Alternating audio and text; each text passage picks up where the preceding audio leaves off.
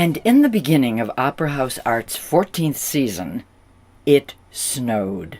A lot. This circumstance provided a valuable lesson to our community. The show must go on.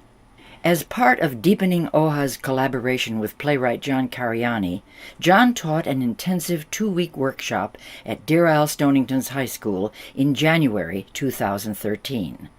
While John was in residence, we went into rehearsals for his newest full-length play, Last Gas, enabling John to participate in the creation of that production directed by Judith Jerome. What? She's not old enough to be premenopausal. Yeah, she is. Why do you think she's never cold? Wait. Billy said she's got it early or something. God, you couldn't tell that from the ad, that it was for women. No, it's hard to tell who those ads are for. It's just smiles and shapes and colors. Yeah, those are old women smiling. Those were women? It was our most ambitious winter undertaking to date, with an Actors Equity cast of 6. And did we say it snowed? A lot. Unable to reschedule our professional actors, Last Gas went up in the midst of 2013's only blizzard, and a wonderful show it was. Apologies to those who were snowed in.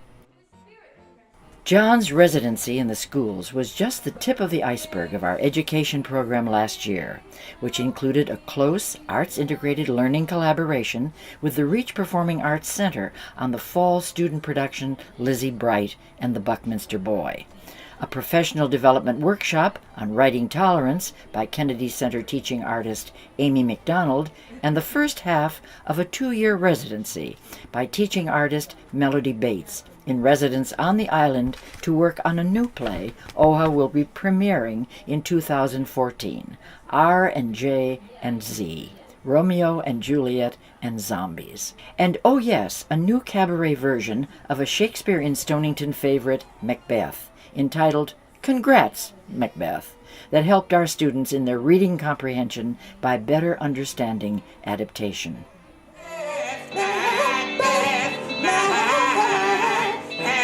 Tried to kill my son, thinks he knows so much, yeah. And the man who tried to kill my son thinks he knows so much. In the midst of this busy educational year, OHA, with the generous support of Joe and Suzanne Rares, Tom and Valerie Wozine, and other gala auction donors, converted our 1941 Super Simplex 35mm movie projectors over to digital cinema. While the industry forced this change on the Opera House, gradually phasing out the availability of 35mm film, we are proud that our community cared so much about sustaining movies in Stonington 95 years after the first silent films were projected here in 1918. Then came the summer, and Arts Camp, and Bud Carter. I was thrilled to be able to bring special guest artist Sally Davis, one of the directors of Mud Butts Theater, from Telluride, Colorado, to work her international touring magic with our students. Things confound me so, yet I know which course to take.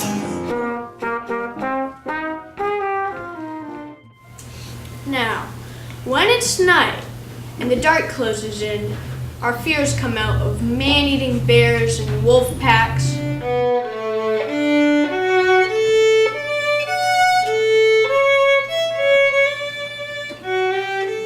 We opened the summer with a newly developed performance, The Malay Sisters, staged cabaret style at the Burnt Cove Church. This performance by OHA associated actors Margie Sharp Douglas and Rachel Murdy, along with music director Peter Zepp, gave us the opportunity to try something new for our 14th annual benefit gala, OHA's version of dinner theater. Thanks to Joe and Suzanne Rares for providing perhaps the only venue on the island with the right chutzpah in which to set this jazz age tale.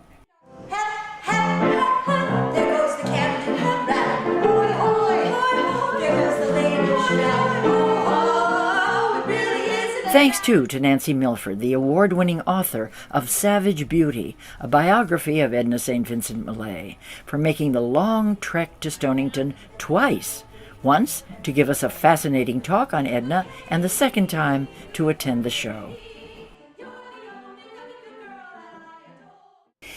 2013's Shakespeare in Stonington was, shall we say, an example of the ways we, shall we say, think out of the box. Director Julia Whitworth took one of Shakespeare's least known works, Cymbeline, and made it into a stunning, coherent entertainment which many who saw it believed to be our best Shakespeare in Stonington yet. And check out the scenic innovations by designer Ray Neufeld, a full revolve which we are keeping for future use, and a hanamichi. This long runway derives from Japanese kabuki theater and turned the Opera House into a possible location for New York Fashion Week for 2 weeks in July. Silver rather turn to dirt. It's 'tis no better reckon but of those that worship dirty gods.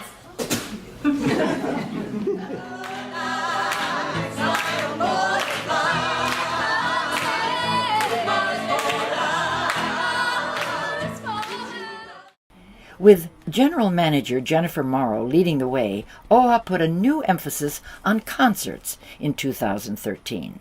And I will find them there. But the sun don't shine and Lithuania, but it don't shine away pain. I'm a sorrow song. I got a date to see a ghost. His name is Jones. I got a date to see a ghost. You know, I think I'll find somebody here. Ooh, Lord, I'm gonna settle down. You know. Our new chamber music subscription series at the Burnt Cove Church was a big success. Thanks to collaborators Heidi Powell, Richard Sue, and Max Stretler, the quality of each of the 5 concerts was very, very high.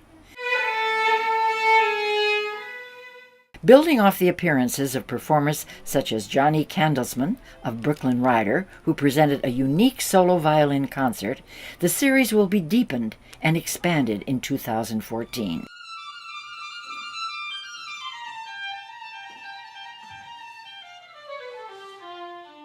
With 13 years of the Deer Isle Jazz Festival under our belts, the Opera House has become known as one of the state's leading jazz venues.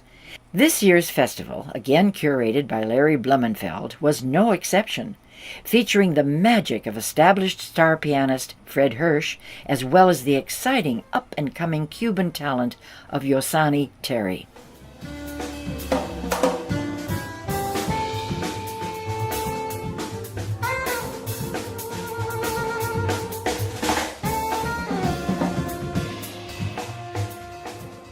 The small, unique, one-night-only concerts in between these larger events drew attention and audience to the Opera House. From the island's own Mike Billings, opening for Valerie Orth, to the legendary Jonathan Edwards, the Opera House and the Burnt Cove Church swung to the eclectic sounds of music all year long.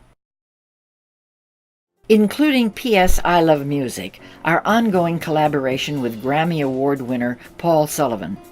Paul's guests in 2013 included soprano and MPBN radio host Suzanne Nance, who generously also provided a master class for area vocal students prior to the show.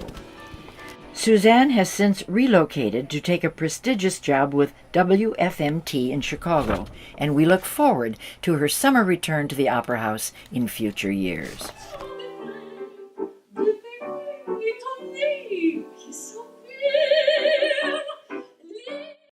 And of course, no summer season would be complete without Live for Five, OA's intergenerational performance series. The loyal and generous underwriting of the Whitman Family Foundation allows OHA to supply $5 tickets to some of the best live performance in the state of Maine, every Wednesday night, all summer long.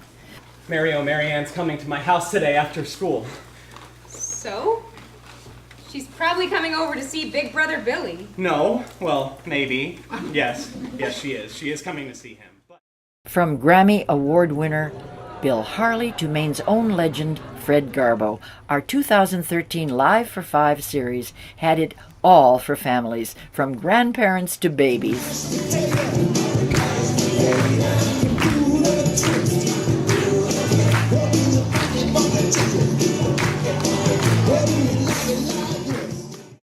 In many ways, OHA's most signature events are the Our Own Community Play Reading Series and our annual Summer Poetry Reading, both of which feature the talents of community members.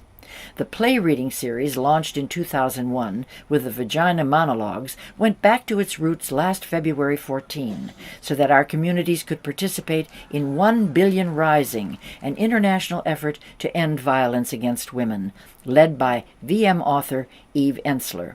With Brooksville's Maya Kanazawa leading the way, what a dance and a statement we made.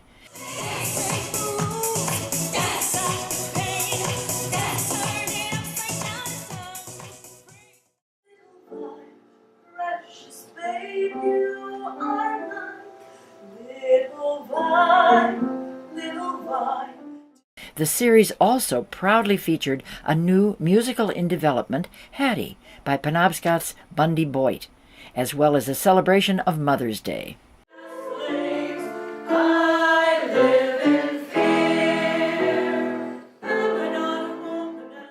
And last but not least, at the end of October and OHA's fiscal year, we produced a very special version of David Mamet's The Duck Variations, featuring our own artistic director, Judith Jerome, and board member, Cherie Mason.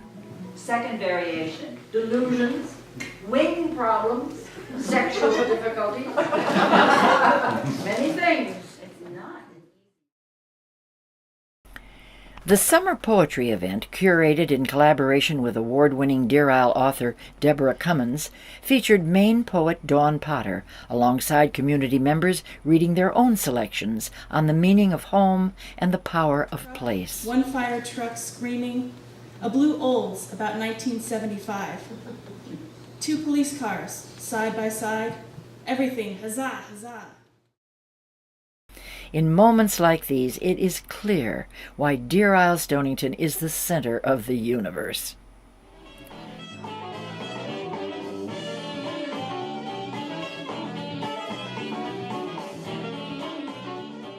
The spectacle that took our breath away this summer was a contemporary dance video integration inspired by the work of American painter Edward Hopper. Titled Voyeur, the piece imaginatively explored our hunger for secrets, to know what others are doing, to see inside the windows and walls of our neighbors' homes. Thanks to an accompanying effort by OHA's Community Advisory Board, Hopper Round Stonington, Voyeur drew much larger audiences than expected for a contemporary dance performance and was a big success. Artists Art Bridgman and Myra Packer were among the most generous to appear on the Opera House stage, offering their time and ideas to engage audiences in their work. Did you get to hop around Stonington this summer? Were you witness to the live tableau the advisory board staged along Main Street? Did you find Stonington's unique architectural elements that make the town the exquisitely beautiful Gothic fishing village that it is? If not, stop by the office anytime to pick up a brochure and do this architectural scavenger hunt yourself. The live tableaux are gone, but the architectural elements remain, with the Opera House at the center of the strongly beating heart that is Stonington's Main Street. Thank you for a terrific 14th season, and see you in 2014, OHA's 15th anniversary year, with 2 new original shows, plus more of everything you love at the Opera House. I'm Callie Jackson. I've been working here for like 3 years. My second summer. And I do basically whatever needs doing. A lot of their plays, especially Shakespeare plays. I'm a big fan of their Shakespeare plays. I wanted to join because I needed work experience of some kind. And this seemed like a really good place to do because I've been coming to the Opera House for a long time.